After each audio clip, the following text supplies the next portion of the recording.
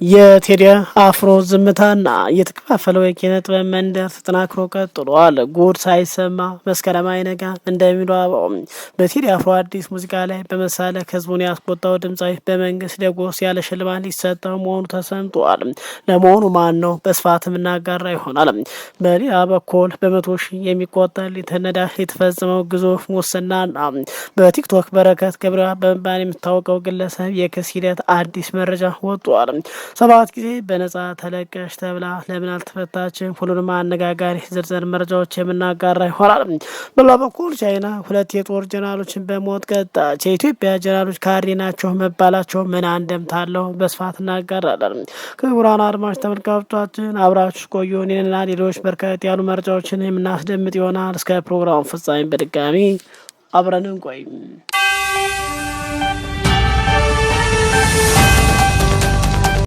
ወደ ዝርዝር መረጃውና አምራ ከሰሞኑ በቴዲ ሙዚቃ ላይና በህዝቡ ላይ የተሳለቀው በተለይ ህዝቡ ዳስታሉ አልቅሱ ሀገር ለሞተችባቸው የሌላ ጸሎት እናድረስ ብሎ አደባባይ ላይ በህዝብ የተሳለቀው ዘፋኝ ይህንን በማለት መንግስታዊ ሽልማት ሊሰጠው መሆኑ ተሰምቷል። ጉድ ሳይሰማ መስከረም አይነጋ ይላሉ አበው። በኢትዮጵያ ምድር ላይ በየቀኑ አሳዛኝ ነገሮች በመፈጸም ቀጥለዋል። በኢትዮጵያ ምድር ላይ ባለስልጣናቱ ሆነ ጀነራሉ ወደ አደባባይ በመውጣት ህዝቡን በመሳደብ ላይ ሲሆኑ ይህም ራብተኛ፣ ለማኝ፣ ቆራ፣ አልቃሽ፣ ችጋራ፣ ባንዳ፣ ተላላችም ውስጥ ማለት ህዝብን እንደ ህዝብ መሳደብ የተለመደ ሲሆን ከሰሞኑ የቴዲ ሙዚቃ በተለይ ደግሞ ዳስታል ከወጣ ማግስት ጀምሮ ባለስልጣናቱም የመንግስት ደጋፊ የሆኑ የሃይማኖት አባ ሳይቀርም ቴዲን በመርገም አለፍ ብለው ቴዲ ይታሰር ዘንድ ቅስቀሳውን አጠናክረው ቢቀጥሉም በውጭ ኤምባሲዎች ማስጠንቀቂያ የተነሳ መንግስት የቴዲ የስራ አጋሮችን አድማጮችን አሳዱ ከማሰር ውጭ ቴዲን ደፍሮ ማሰር የማይታሰብ መሆኑ ተገልጿል። ከሰሞኑም የቴዲ ሙዚቃ በወጣ ማግስት ለቴዲ ሙዚቃ ምላሽ ከሰጡት መካከል የኦሮምኛው ዘፋኝ ድምፃዊ ዮሳን ጌታሁን አንዱ ሲሆን ከሰሞኑ በአዲስ አበባ አንድ መድረክ ላይ በህዝብ ላይ በቴዲ ላይ በይፋ መቀለዱን ከዛም አልፎ መሳደቡን ተከትሎ መንግስት ለዚህ ድምፃዊ ደጎስ ያለ ሽልማት እንዲሰጠው ማዘዙ ሲገለጽ ይህን ተከትሎ መግለጫ ሰጥቷል። በኦሮምኛ ሙዚቃ ስራዎች በአጭር ጊዜ ውስጥ ከፍተኛ ተወዳጅነት እንዳተረፈ የሚነገርለት ድምፃዊ ዮሳን ጌታሁን ከአድናቂዎች ጋር በአካል የሚገናኝበትና ልዩ የክብር እውቅና የሚሰጥበት መድረክ መዘጋጁ ተገልጿል።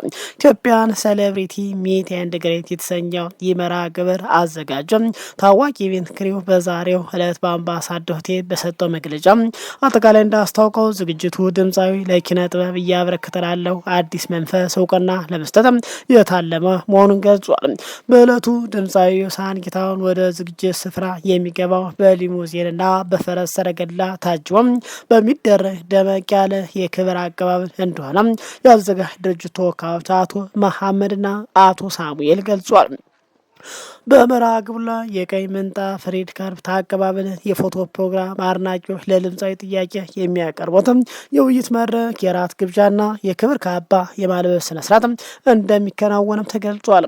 አዘጋጆች በመግለጫው ላይ እንደተናገሩት የታዋቂዎችን ስራ ማክበር ባህላችን ሊሆን ይገባል በሚልም እምነት ድርጅቶቹ ከዚህ ቀደም ለተዋናይ ሰላም ተስፋዬ በሸራተን አዲስ እንዲሁም ለዓለም አቀፍ የጃዝ ሙዚቃ ፈርቀዳጅ ለዶክተር ሙላቱ አስታጥቄም በጆን ሆቴል መሰል የክብር መድረኮች ማዘጋጀታቸውን ገልጿል።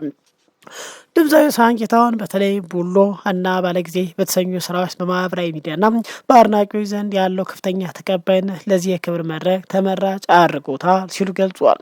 እንዲሁም ይህ መድረክ ከክብርና ምስጋና ባሻገር አርቲስቱ የህይወት ልምዶ ለወጣቱ የሚያካፍልበት ሙያዊ መድረክ እንደሚሆንም ታውቋል።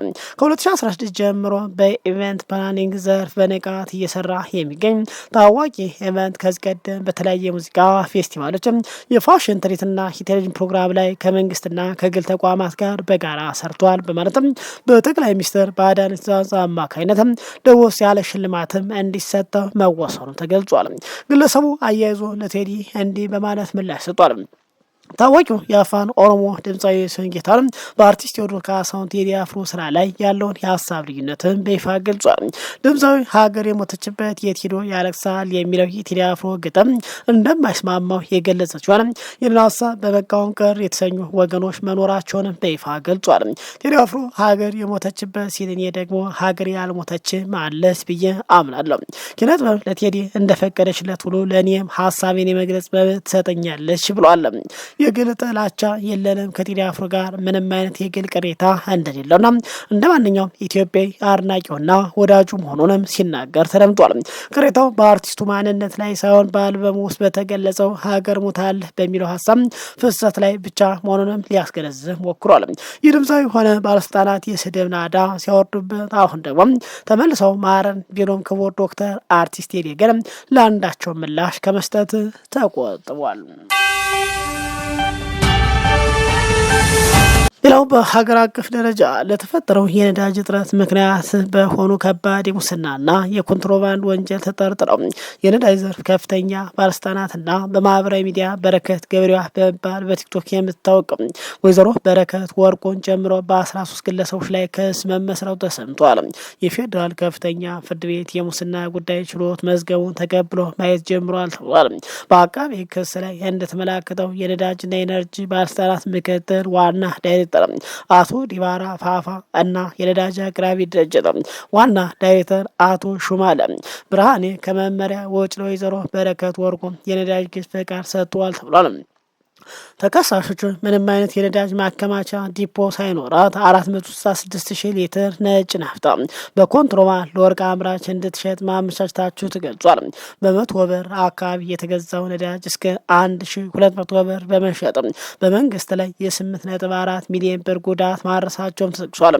ከሱ በዝርዝር እንደሚያስረዳው ከሆነ በሌላ መዝገብ ደግሞ አንደኛ፣ 6ኛ፣ 8ኛ ተከሳሽ በጥቅም በመመሳጠር ከ1.2 ሚሊዮን ሊትር በላይ ነዳጅ ያለ አግባብ እንዲዘዋወር በማድረግ በመንግስት ላይ የ22.5 ሚሊዮን ብር ጉዳት አድርሰዋል ተብሏል። በተጨማሪም የኛ ፔትሮሊየም ባለቤት 9ኛ ተከሳሽ ከህግ አግባብ ውጭ ነዳጅ አከፋፋይነት ፈቃድ እንዲያገኝ ተደርጎ ሌላ የ3 ሚሊዮን ብር ጉዳት መድረሱ ተገልጿል። በቁጥጥር ስር በዋሉ አንዳንድ ተከሳሽ መኖሪያ ቤትና ቢሮ ላይ በተደረገም ድንገተኛ ፍተሻ በ10 ሺዎች የሚቆጠር የአሜሪካ ዶላር፣ ዩሮና የእንግሊዝ ፓውንድ በህገወጥ መንገድ ተደብቆ መገኘቱን ክሱ አመላክቷል። በአጠቃላይ ተከሳሾች መንግስት ድጎማ ያደረገበት ነዳጅ ከቁጥጥር ውጭ በማድረግ ለገበያ መታወቅ ዋነኛ ምክንያት ናቸው ሲል ገልጿል። ይህ ባለበት ጠቅላይ ሚኒስትራችን ፈጣሪያችን በማለት በማሞገስ የምታወቀው በረከት ገብረ ይህ ክስ ተከትሎ ህዝቤ ሆይ ምን በደልሁ ማለት እንዲህ ሲሉ ቅሬታ አቅርባለች።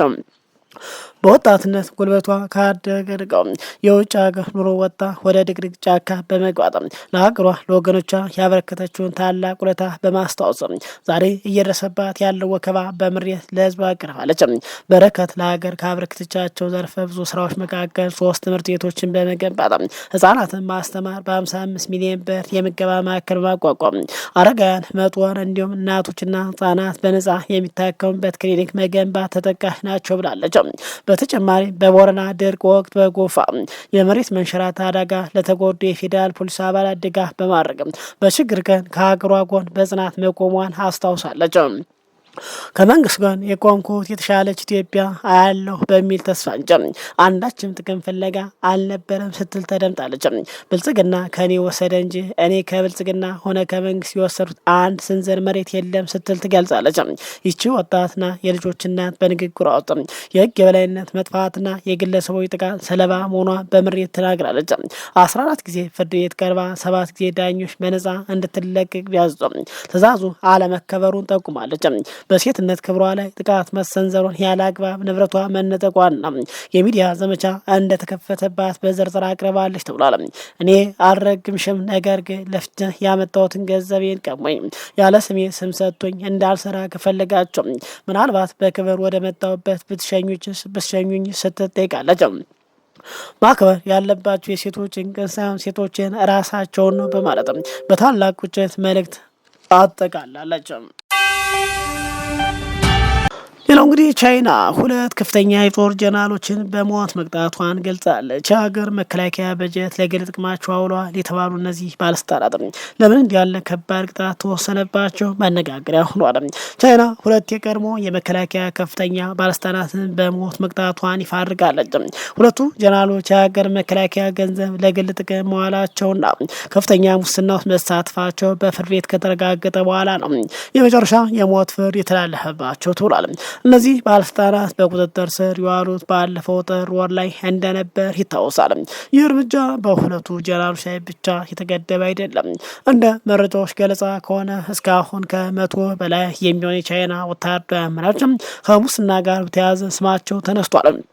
ከነዚህ መካከል አብዛኞቹ በራሳቸው ፍቃድ ስልጣን የለቀቁ ሲሆን ቀሪዎቹ ደግሞ በምርመራ ከኃላፊነታቸው እንዲነሱ ተገደዋል።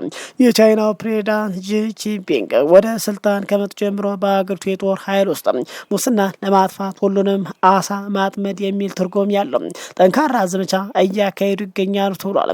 ቻይና ወታደራዊ አቅሟን እያሳደገች ባለችበት በዚህ በመከላከያ በጀት ላይ የሚደረግ ማንኛውም አይነት ምዝበራ ለሀገር ደህንነት ስጋት መሆኑን መንግስት በተደጋጋሚ ሲገልጽ ቆይቷል ተብሏል። ይህም የፍርድ ውሳኔ በቻይና ጦር ሰራዊት ውስጥ ላሉ ሌሎች አመራር ትልቅ ማስጠንቀቂያ ተደርጎ ተወስዷል። የሀገር መከላከያ አቅም የሚያዳክም ማንኛውም የሙስና ተግባር መጨረሻው የሞት ቅጣት ሊሆን እንደሚችል መንግስት በተግባር ያሳየበት ክስተት ሆኗል። በርካቶች ይህንን የቻይና ተግባር ተከትሎ ለመሆኑ የኢትዮጵያ ጀነራሎች ምርመራ ቢደረግባቸው በማለት በመጠየቅ ላይ ሲሆኑ፣ ነገር ግን ማን ይመረምራቸዋል በማለት በኢትዮጵያ ውስጥ ያሉ የሰራዊት አመራር ከመንግስት ጋር በመሆናቸው ለምርመራ ከባድ መሆኑን ምርመራውም አጠቃላይ እንደሚከብድ እየገለጹ ይገኛሉ። ከሰሞኑ በተለይ ደግሞ የፌዴራል ፖሊስ በምርመራ በሀገሪቱ ባለፉት 9 ወራት ብቻ 98 ቢሊዮን ብር በባለስልጣናትና በአርቲስቶች መዘረፉ ተገልጾ ነበር። ታዲያ ማን ተቀጣ የሚለው አነጋጋሪ ነው ቀጥሏል። ክቡራን አድማጭ ተመልካቾቻችን የሰዓቱ መረጃ ይመስላል። ከሰዓታት በኋላ በሌላ አዳዲስ ወቅታዊ መረጃ በድጋሚ እንገናኛለን። እስከዛው ሰላም ቆዩ።